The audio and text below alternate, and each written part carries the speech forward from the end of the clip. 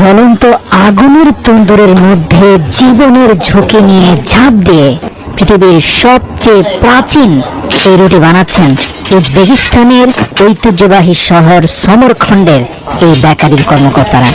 এই লিজেন্ডারি সমরখন্ড ব্রেডের ইতিহাস ঐতিহ্য ঘাঁটতে গিয়ে জানতে পারি ঈসা আলাইহিস সালাম পৃথিবীতে আসারও অন্তত 2000 বছর আগ থেকে ঠিক হুবহু এই প্রক্রিয়াতেই রুটিটা বানানো হতো। মানে বেকারির কর্মচারীরা এখনো রুটি বানানোর খামিরগুলোকে হাতে নিয়ে তার মধ্যখানে সেই 2000 বছর পুরনো কাঠের তৈরি মানপা দিয়ে খুব চমৎকার ভাবে রুটিটাকে ঐতিহ্যবাহী শেপ দিচ্ছেন এবং মধ্যখানে কাঠের একটা স্টাম্প দিয়ে প্রাচীন সেই কারুকার্য এঁকে দিচ্ছেন এবং খুবই চমৎকার ভাবে হাতের 3টি আঙ্গুলের মাথায় কিছুটা পানি লাগিয়ে কালো তিল বসিয়ে দিচ্ছেন। অন্য হাতের বাকি 4টি আঙ্গুলেও একই প্রক্রিয়ায় বাকি 4টি কারুকার্যের উপরে তিলগুলো বসিয়ে দিচ্ছেন।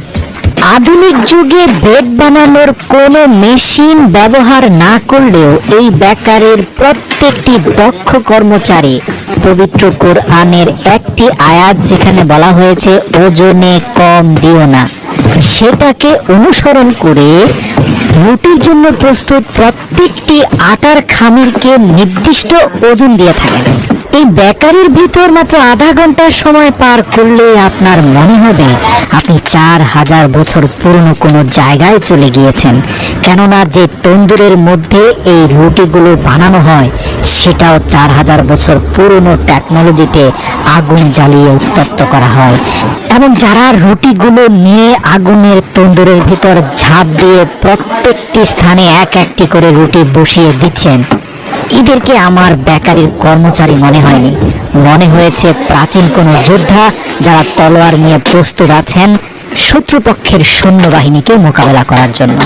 এদের শারীরিক সক্ষমতা, মানসিক শক্তি অত্যন্ত প্রবল, আর তাই তো ক্লান্তি কখনো এদের মুখের হাসি কেড়ে নিতে পারে না। অকপটে সবাইকে বলে এই রুটি বানানোর মাধ্যমে আমরা আমাদের জীবনের মানে খুঁজে পাই। আমার কাছে সবচেয়ে অবাক লেগেছে রুটির মণ্ড তৈরি করার জন্য এই যে মেকানিক্যাল মিক্সারগুলো, এখানে 62 কিলোগ্রাম আটার সাথে পানি, লবণ এবং ইস্ট ব্যতীত কোনো সিক্রেট মশলা বা কিছুই তারা দেয়নি।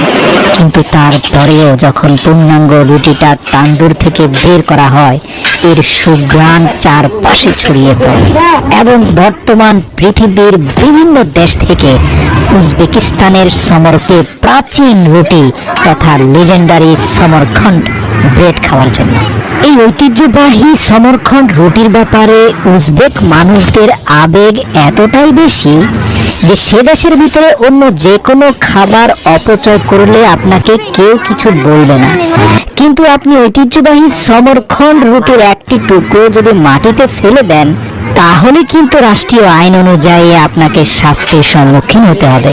তারা বিশ্বাস করে এই রুটির যে আকৃতি তার ভিতরে তাদের দেশের ঐতিহ্য এবং ঐক্য তারা ধারণ করে রেখেছে।